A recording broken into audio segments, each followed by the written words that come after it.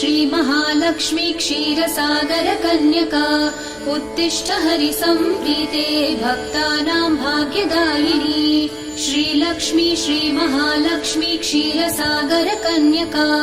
उत्तिष्ठ हरिसम्प्रीते भक्तानां भाग्यदायिनी उत्तिष्ठोत्तिष्ठ श्रीलक्ष्मी विष्णुवक्षस्थलालये उत्तिष्ठ करुणापूर्णे लोकानां शुभदायिनी उत्तिष्ठोत्तिष्ठ श्रीलक्ष्मी विष्णुवक्षस्थलालये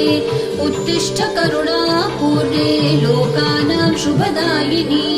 श्रीपद्ममध्यवसिते वरपद्मनेत्रे श्रीपद्महस्तचिरपूजित पद्मपादे श्रीपद्मजातजननी शुभपद्मवक्त्रे